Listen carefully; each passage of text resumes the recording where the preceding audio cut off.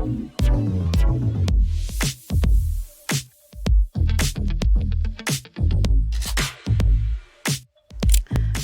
à tous, alors moi c'est Abby, la créatrice de la marque Filles du Monde, une marque qui connecte les femmes dans le monde entier.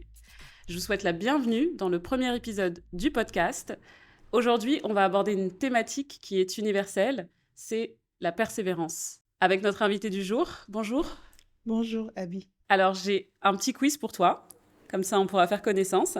Super. Alors tu choisis une option, Yes. Paris ou Dakar? Dakar, Dakar ou Lagos? Lagos, Nespresso ou Café Touba? Café Touba, Cheb ou Jollof? Jollof Rice, avec moins de piment. Salariat ou entrepreneuriat? Entrepreneuriat, Fêtarde ou casanière? très casanière. Jomai ou Maki? Jomai, Maki ou Sanko? Sonko, sans hésiter. T'es sûre? Merci d'avoir répondu à notre quiz. Alors, avant de débuter ce podcast sur la persévérance, est-ce que tu peux te présenter? Je m'appelle Oulimata. Je suis née et j'ai grandi à Dakar. J'ai fait aussi mes études au Sénégal. Je suis la deuxième fille d'une fratrie de 5 enfants. J'ai aussi des demi-sœurs et des demi-frères. Je travaille aussi dans le monde des finances.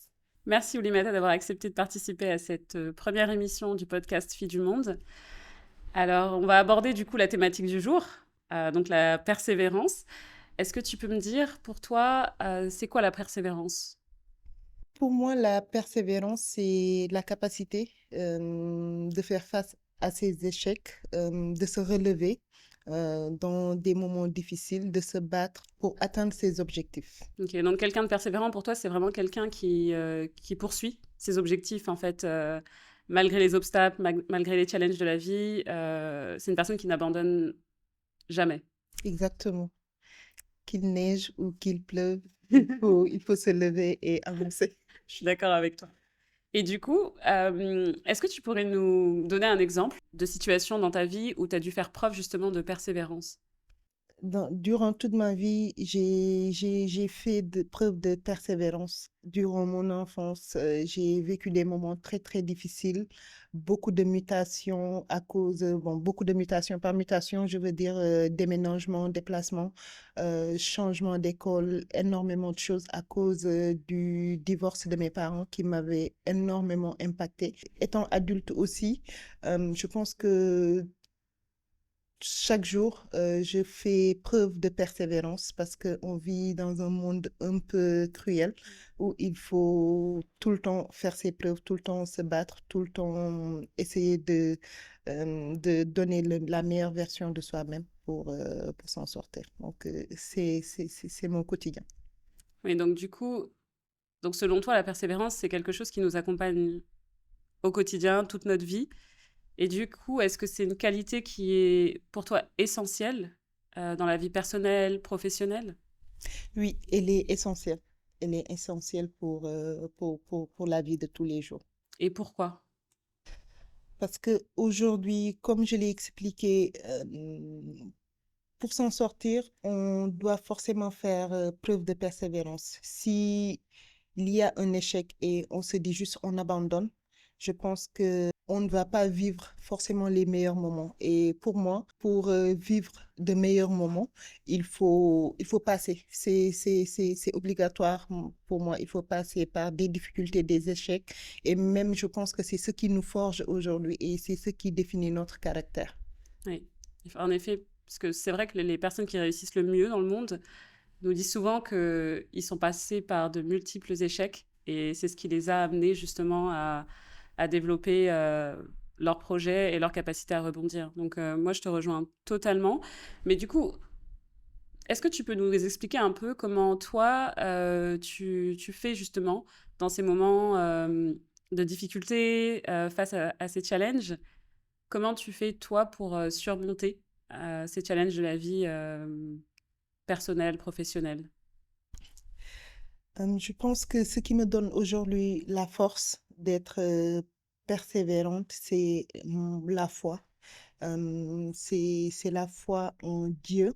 Et je me dis que quand je vis un moment difficile, c'est juste Dieu veut que ça soit ainsi et il essaie de voir si je suis résiliente. Donc, c'est cette foi-là qui m'anime tous les jours et qui m'aide à rebondir et à devenir et à donner la meilleure version de moi. Oui. Donc je comprends que la religion a une place importante dans ta vie. Mais du coup, c'est quoi ta perception pour les personnes qui, elles, ne sont peut-être pas religieuses? Est-ce qu'elles peuvent aussi être persévérantes ou pas? Parce que du coup, elles n'auront peut-être pas cette foi à laquelle se raccrocher. Est-ce que la persévérance, c'est vraiment pour les personnes qui sont religieuses uniquement? Non, pas forcément parce que peut-être que moi, je parle de la foi parce que je suis née dans une famille croyante. Donc peut-être que euh, c'est ça ce qui fait que je vois les choses sous cet angle. Donc, mais je pense que c'est pas forcément lié à la religion. Il y a des personnes athées qui sont très persévérants et qui savent ce qu'ils veulent et ils mettent tous les moyens en place pour atteindre leurs objectifs. Donc, je pense que c'est pas forcément, c'est important, oui, c'est très important, mais c'est pas forcément ce qui définit aujourd'hui à 100% la persévérance. C'est plutôt une manière d'être, en fait, une manière de penser. Et pour persévérer, il faut aussi, du coup, être motivé. Il faut avoir cette capacité à surmonter des obstacles et toujours garder cette motivation. Mais comme tu sais, la motivation, c'est pas quelque chose qui est constant. On peut parfois être très motivé et le lendemain se réveiller et ne pas être motivé. Est-ce que du coup, toi, tu as mis en place une certaine routine, des habitudes qui te permettent aujourd'hui de pouvoir garder cette motivation au fil du temps? Oui, j'essaie de mettre en place des choses, mais quand c'est compliqué et que c'est difficile, quand je vis un moment compliqué, la première chose que je fais, c'est d'abord accepter ce moment-là, dire que ça fait partie de ma vie, je dois vivre ce moment-là et ça ne définit pas toute ma vie. Donc, je me dis juste que c'est temporaire et tout. Il y a aussi la prière. Je prie beaucoup et je demande à Dieu de m'aider à me relever et à surmonter cette épreuve. Alors, quel conseil tu pourrais donner à une personne qui manque de motivation, une personne qui est peut-être découragée par les difficultés de la vie? Qu'est-ce que tu pourrais lui dire? Je leur dirais plutôt que la réussite est au bout de l'effort.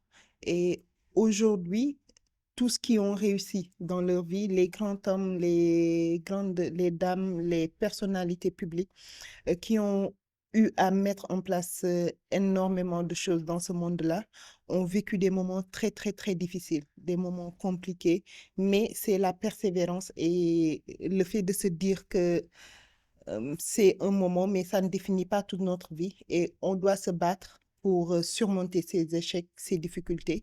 C'est ce qui fait la force de la personne. Et moi, je pense que chaque personne aujourd'hui a en lui ce qui l'aide à se propulser vers le haut. Donc, il faut juste essayer de se battre, essayer d'atteindre ses objectifs, de ne pas lâcher. Il ne faut jamais lâcher. Donc pour toi, c'est une évidence, l'échec, ça fait partie de la vie, si je comprends bien. Bon, est-ce que tu penses qu'une vie sans échec, c'est possible? Est-ce que ça existe? Une vie sans échec, je pense que non. En tout cas, moi, je ne l'ai jamais vécu durant toute ma vie. Il y a toujours eu des hauts et des bas. Donc, je me suis toujours battue pour m'en sortir. Donc, je pense que ça n'existe pas. Ok. Donc s'il y a des gens qui ont vécu des vies sans échec, n'hésitez pas à laisser des commentaires. Mais effectivement, donc selon ton point de vue, clairement, il faut accepter d'échouer à certains moments de nos vies, que ce soit dans la vie personnelle, professionnelle, avancer, surmonter. toutes ces épreuves et en tirer une leçon. Surtout, surtout les bonnes leçons. Des bonnes leçons, oui, effectivement, parce que c'est comme ça qu'on grandit aussi. Mhm. Et c'est comme ça qu'on évolue. On apprend aussi à mieux se connaître. Et ça nous permet de ne pas refaire les erreurs du passé. Surtout. Et c'est vraiment l'idée. Enfin, c'est ce que on devrait tous faire. Après, la réalité, c'est que parfois, ça peut être plus compliqué Exactement. à faire qu'à dire. Oui, et surtout, parfois, quand on vit des moments difficiles, on a l'impression qu'on est un peu noyé. Euh, on ne prend pas assez de recul pour se relever. Donc, c'est tout ce qu'il faut éviter quand c'est compliqué, c'est essayer de relativiser, de voir que c'est très compliqué, mais il y a certaines personnes qui vivent pire que ça et qui ont vécu pire que ça et qui ont eu, qui s'en sortent. Donc, c'est juste essayer de relativiser et de ne pas dire que c'est le chaos total. Mais est-ce que toi, tu n'as jamais eu envie d'abandonner? Parce que on sait que tu es quelqu'un de persévérant par rapport au discours que tu nous as partagé, mais est-ce qu'il n'y a pas eu quand même certains épisodes de ta vie dans lesquels où tu te disais, bon, moi j'ai envie de laisser tomber, quoi. Jamais. Jamais. Tant mieux. Je tutube, je pleure, c'est compliqué, mais je me relève, je fonce. Ouais. Et donc, est-ce que t'as peut-être est-ce qu'il y a des personnes qui t'ont inspiré justement cette persévérance?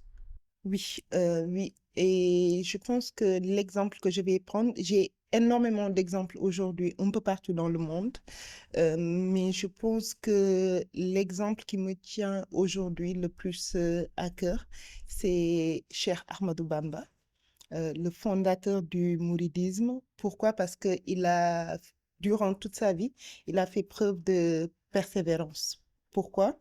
Parce qu'il a été persécuté du plus de 17 ans durant sa vie. Il a été même exilé dans plusieurs pays ici en Afrique. Pourquoi? Parce qu'il défendait des idées qui, qui n'arrangeaient pas peut-être certaines personnes. Et donc, il a été persécuté toute sa vie. Il a vécu des moments très, très, très difficiles. Et pourtant, c'est durant même ces moments difficiles, durant les années où il a été exilé, où c'était très compliqué, qu'il a pu mettre en place énormément de choses. Les poèmes qu'il a pu écrire,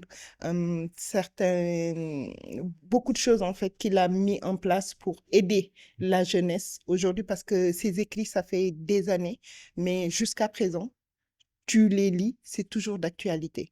Et c'est une personne aujourd'hui que énormément de Sénégalais suivent ses enseignements. Et voilà, quand tu suis ces enseignements, tu ne dois jamais, tu ne peux même pas abandonner. C'est impossible. Tu ne peux pas. Donc, Et dans la vie, dans ta vie, on va dire, plus personnelle, dans ton cercle peut-être familial ou amical, est-ce qu'il y a une personne qui est un exemple justement de persévérance? je suis née quand même d'une famille très aimante, mais l'exemple, à chaque fois quand on me demande des exemples, je pense à une seule personne parce que je pense qu'elle a été très, très déterminante dans notre vie. Il s'agit de ma grand-mère qui n'est plus de ce monde. C'est une dame qui nous a inculqué énormément de valeurs. Elle a essayé de nous pousser vers le haut, que ce soit les garçons que les filles. Il nous montrait qu'on avait les mêmes chances pour réussir et qu'on devait se battre pour réussir et être dans la bonne direction et se battre. Donc, ça n'a pas été du tout facile parce que je suis issue d'une famille de classe moyenne, mais alhamdoulilah, tout s'est toujours bien passé. Mais c'est ces enseignements-là, tout ce qu'elle nous rappelait, qui m'a aujourd'hui aidé à devenir la personne que je suis. Merci à la grand-mère, parce que du coup, elle nous inspire du coup ce thème d'aujourd'hui. Et moi, ça me fait penser à la transmission, en fait, ce que tu dis. Du coup, ça sous-entend que la transmission, surtout au niveau de la famille, a une importance parce que c'est des choses qui restent. Aujourd'hui, elle est plus là, mais ces mots euh, font partie de ton quotidien. Et ça, c'est vraiment important. C'est vraiment important de se motiver, de s'encourager et de permettre en fait à cet héritage en fait de continuer même après nous. Donc merci beaucoup. Avant de terminer ce podcast, je voulais que tu nous parles un peu du futur parce qu'on a beaucoup parlé du passé. Est-ce que tu as des projets futurs? Euh, et si oui, est-ce que tu peux en partager quelques-uns avec nous? Oui, j'ai beaucoup de projets et aujourd'hui, je pense que dans le long terme, c'est pas quelque chose d'immédiat parce que je pense qu'il faut travailler sur ça et être prêt le moment venu. On va en rediscuter dans 5 ou 10 ans, mais je On veux espère. bien, on espère, oui, me mettre à mon propre compte. Comme j'ai expliqué au début, je travaille dans le monde des finances et je pense que je peux apporter énormément de choses. Donc, j'aimerais bien aussi évoluer dans le monde de la mode, mais ça aussi, c'est un projet que j'avais commencé, mais j'ai mis un peu en stand-by. Pourquoi? Parce que c'est pas forcément de l'abandon, mais je veux mieux faire les choses et apprendre des erreurs, des choses qui n'ont pas marché et tout pour booster cette activité. On te souhaite en tout cas plein de réussite dans tes projets futurs. Alors, étant donné qu'on est dans le podcast Filles du Monde, est-ce qu'il y a quelque chose que tu aimerais partager avec le monde entier? Oui, je pense que je vais un peu reparler de ma grand-mère parce que je pense que ses paroles ont été déterminantes dans ma vie et m'ont permis d'être celle que je suis devenue aujourd'hui. Elle nous disait que góor baax na jigéen baax na doon jigéen du tere am jom. Donc je pense que ça veut juste dire que on ne doit pas fixer des limites parce que juste on est une femme. Elle nous disait ça parce que la société sénégalaise, on sait un peu, c'est parfois compliqué pour les femmes pour qu'elles s'en sortent, pour qu'elles fassent de longues études et tout. Donc, elle essayait de nous booster pour nous montrer que on a tous les mêmes chances et il faut juste faire ses preuves et donner la meilleure version de soi-même, qu'on soit homme ou femme, on a exactement les mêmes chances et on peut s'en sortir si on met tout ce qu'il faut en place. Merci Oulimata, merci pour cette interview. Donc, chez Filles du Monde, on adore les surprises. Donc, on t'a réservé un petit cadeau. J'espère qu'il va te plaire. Voilà. Yes. Super. Merci beaucoup. Donc, je vais déballer. Oui. Avec ta permission. Avec plaisir. Donc, là, juste. Donc, tu verras, c'est 2 petits cadeaux. Je vois là d'abord. J'adore. Voilà, donc c'est notre premier sac brodé avec le logo. Matière, la couleur aussi. Voilà. C'est magnifique. Ça sera un sac de tous les jours. Voilà, c'est ça. Tu pourras le porter au quotidien. Exactement. Et un petit carnet. Bon, là, je pense que c'est parce que je suis sur énormément de choses. J'oublie beaucoup, donc ça m'aidera. Je vais prendre des notes. Je pense qu'il y aura assez de pages pour prendre beaucoup de notes même. Exactement, ouais. Merci beaucoup. Merci à toi, Oulimata. Je suis très contente. Ouais. Merci à notre invité, merci à tous de nous avoir suivis pendant cet épisode du premier podcast Filles du Monde. Je vous invite à vous abonner à la chaîne et à nos réseaux sociaux et je vous dis à bientôt pour encore plus de témoignages des Filles du Monde. Au revoir.